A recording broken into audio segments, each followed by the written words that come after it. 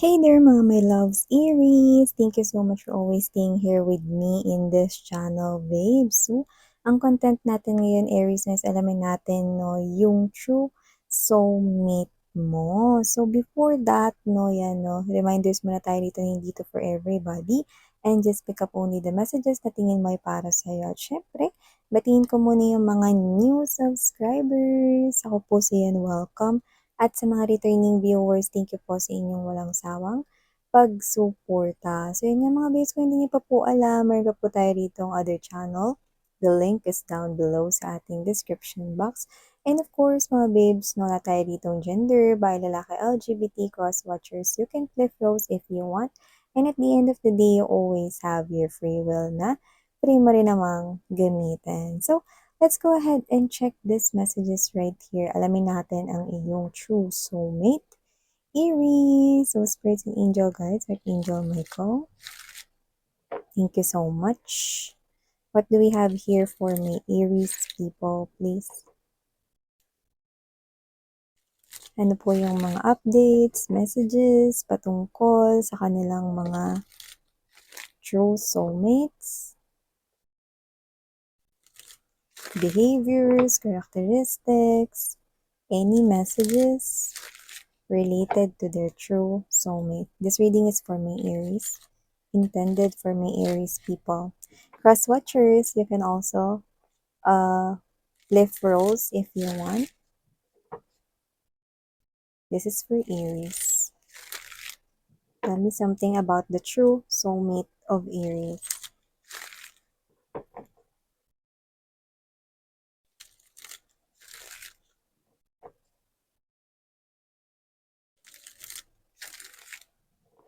Okay, let me do the honor first na nailatag ang ating mga energy sa ating table before we start reading this for you guys.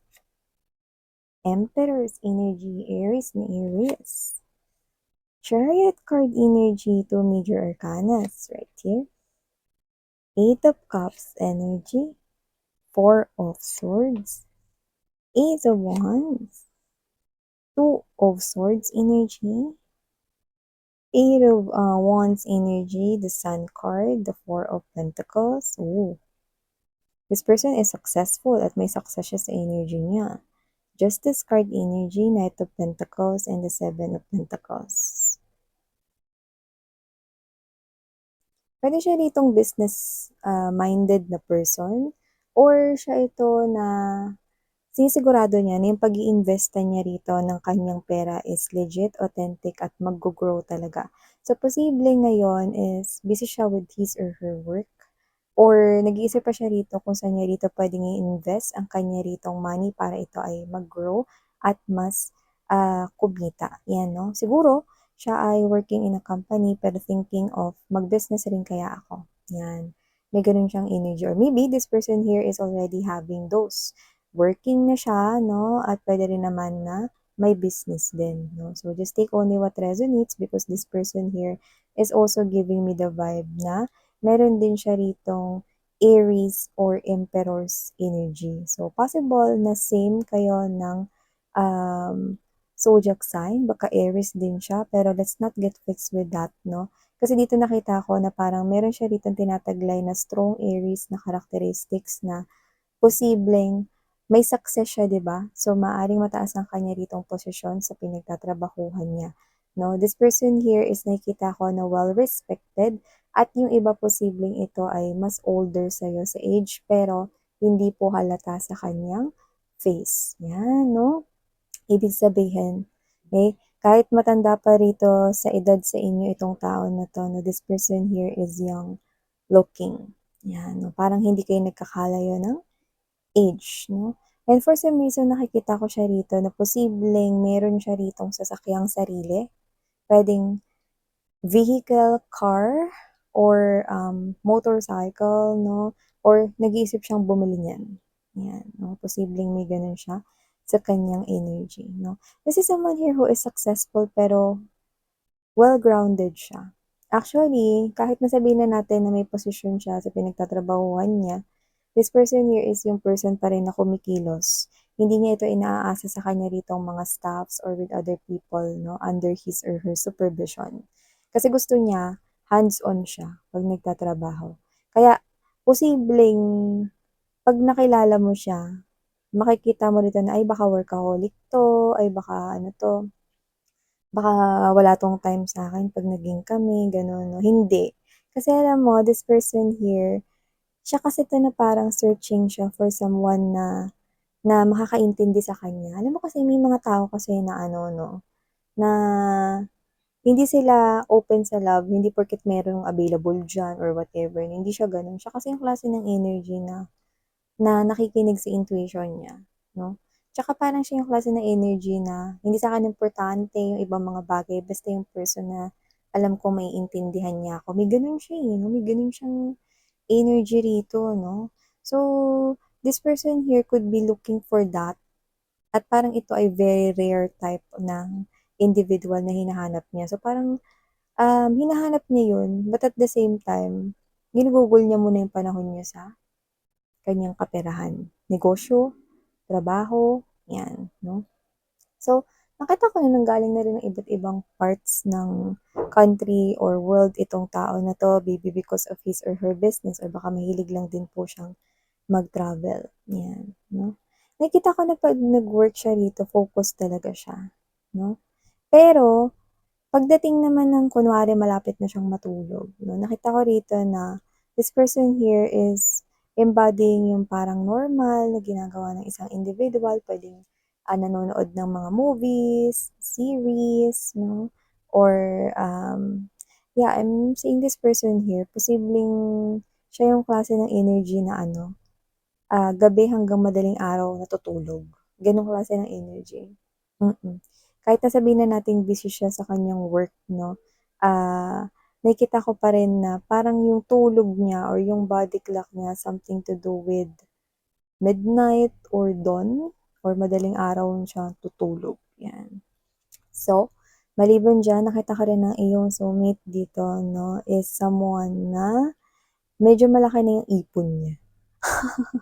May success siya sa kaperahan niya rito 'no, at nakikita ko na may success pa lalo na mangyayari sa kanya in the near future, 'yan 'no. So, posibleng kilala siya sa kanyang work or sa kanyang field na ginagawa, 'yan yung nakita ko rito. May mga humahanga sa kanya kasi parang sa, young age niya 'no, may mga napundar na siya, 'yan 'no. Siguro may isa o dalawa siya napundar nung young yung age niya baka mga nasa 20s, mga gano'n 'no.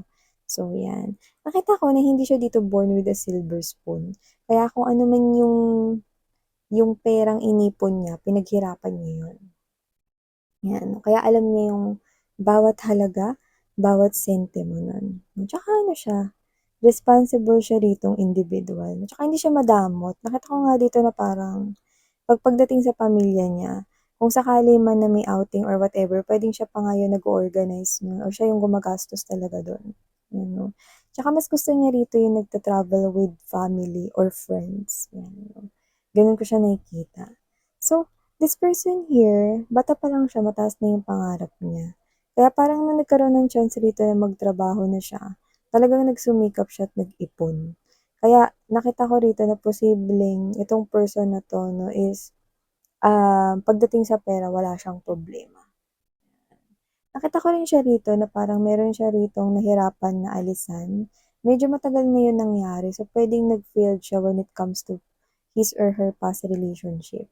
Puwedeng meron siya ritong minahal na sobrang minahal niya, pero nilayuan siya ng tao na yun or iniwan siya. Posible pong alin dun sa dalawa. So nakita ko na dahil dun nagkaroon siya ng trauma when it comes to love.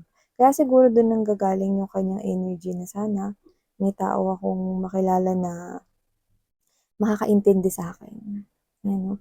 Kasi aminado naman tayo, lahat tayo may kanya-kanyang pag-uugali, meron tayo ditong kanya-kanya na parang mga personality na ta's siyempre hindi naman lahat makakaintindi sa'tin, 'di ba? So siya, meron din siyang mga gano'n. So parang siya 'to na parang siguro may mga bagay na ginagawa siya ngayon na posibleng ayaw niyang ma-misinterpret ng iba 'no, so parang gusto niya yung tao na nakakaintindi sa kanya. 'Yan. So, posibleng itong naging ka-relationship niya ng matagal before, yun yung nagkaroon siya ng trauma 'no, kaya siguro parang hindi niya hinanap yung love talaga, 'yan 'no. Parang ang pinaka-tinitingnan niya sa isang tao una is yung gaano ka-interesado yung tao na kilalanin siya, 'yan 'no. Kung hanggang saan siya gustong kilalanin ng isang individual, parang gano'n, okey. So, nakikita ko rito 'no, na itong person na 'to is siya yung klase ng energy na once na makita niya sa'yo yung gano'ng bagay, handa siya rito na mag-invest ng oras, panahon 'no, kahit na resources at kasali pa yung money involved dun, handa siya ritong gumastos, you know. Tsaka meron siya ritong energy na kaya niya magbigay ng love at 'pag nagbigay siya ng love, may assurance na pakakasalan niya rin yun, with the Justice card energy. 'Di ba? Parang looking na lang talaga siya for potential wife or potential husband material, 'yan 'no. Yun na lang talaga yun, 'no. So nakita ko rito 'no, na either ka-connect niyo na siya rito, baka nag-uusap na kayo, iba naman puwedeng may relationship na kayo since this is timeless nga. Pero this person here, meron siyang isang pinakaminahal before na na hindi niya na yun mahal ngayon, pero nagkaroon nga siya ng trauma dun, 'yan. So, maaaring alam mo yun or nakuwento or mababanggit niya 'yan sa'yo, 'yan. So, hindi naman niya tinatalikuran yung love dito, kasi nakikita ko rito na 'pag dumating ka na sa buhay niya 'no, maiisip niya rito na baka ikaw na nga yung hinahanap niya, na taong makakaintindi sa kanya. Kasi sa dinami-dami ng nakausap niya rito, ikaw yung mga words mo yung nakikita ko ritong nanuot sa kanya. Yung parang hindi mo lang sinabi kasi gusto mo sabihin, kundi naramdaman talaga niya na talagang seryoso ka about it, na talagang naiintindihan mo where he or she is coming from, 'no, kung anong ibig niyang sabihin, 'no. Alam mo kasi, sometimes meron tayong mga katangian na parang feeling natin weird yun, 'no, tapos baka isipin ng ibang tao na parang, mali yun or whatever, 'no. Pero pagdating dito sa connection na ito, dito mababago yung tingin niya sa'yo. Unti-unti mag-iiba yung perspective niya rito sa'yo, you know, because of that. Kasi parang ikaw yung nakakaintindi sa kanya na parang, ano intindihan na lang natin si boss na yun 'no, maaari kasing maging katrabaho mo siya at posibleng maging visor or manager mo siya or puwede rin siya yung may-ari nun, 'yan 'no. So nakita ko 'yan dito, Aries. So maliban diyan, nakikita ko rin dito 'no na, 'pag nagsimula ka na niyang mapansin, nakikita ko rito na magiging soft yung side niya, pero hindi niya ipapakita ng sa'yo lang. Kung ito ay workplace romance 'no, maaaring maging mas mabait siya ngayon with all the employees like, "Oh, may dala ako ditong ano, ensaymada for all 'yan," 'no. Pero yung totoo, parang nagsisimula ng lumambot yung kanyang side dito because of you.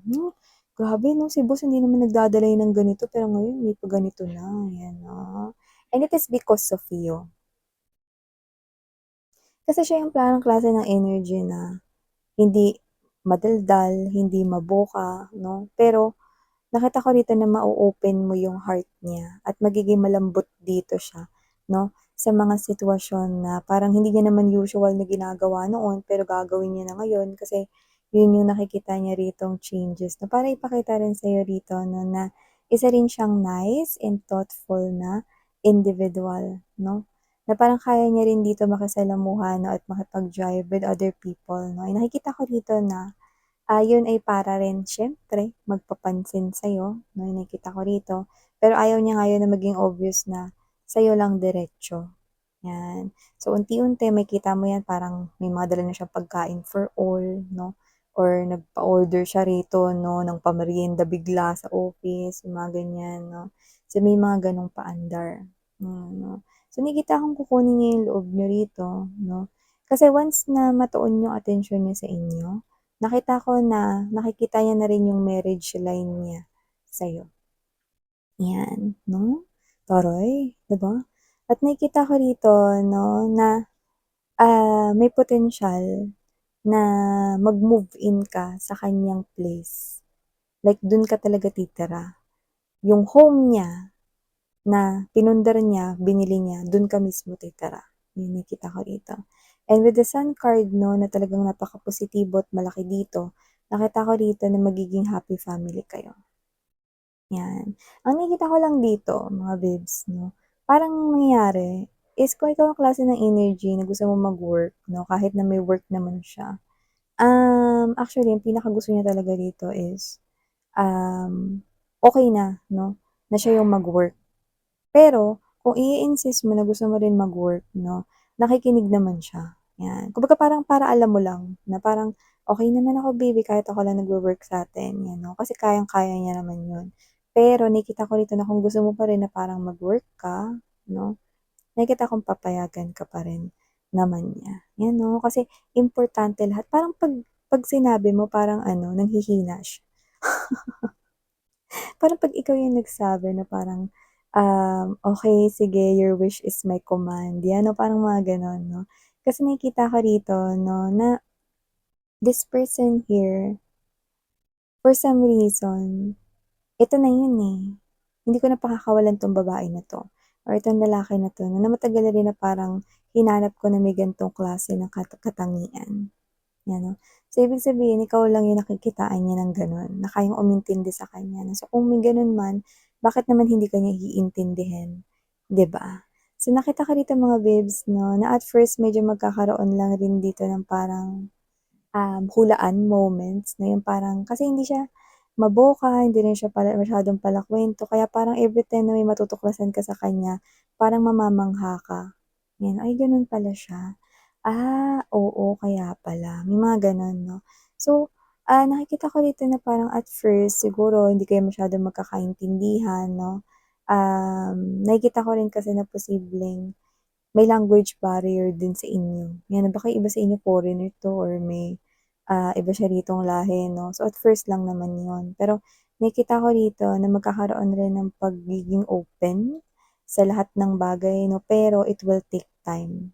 Pero ang maganda 'pag na-establish niyo na 'yun, para na talaga kayo ritong perfect couple. Kasi lumalabas siya bilang emperor. Kaya pagka nakita niya rito 'no, ang iyong potensyal, makikita ka na rin niya agad-agad bilang kaniyang Empress. Yun naman talaga ang divine counterpart ng isang Aries energy 'no, na Emperor. So, nakikita ko dito na malayong-malayo ang mararating ng inyong koneksyon. Sa umpisa maaaring maging rocky road, maugong 'no, pero once na ma-stabilize niyo yun, boom!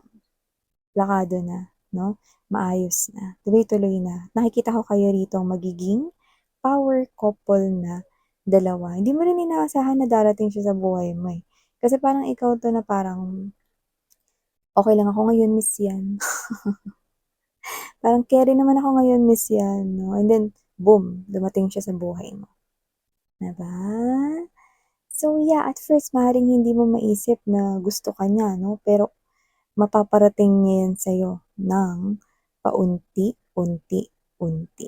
So yeah, papunta 'to sa kasalan mga babes 'no, hanggang sa dulo, 'yan ang nakikita ko dito. And a lot of happiness is coming your way para sa inyong dalawa na happy couple Aries. So thank you so much mga babes, saranghayo, love and light, and meow.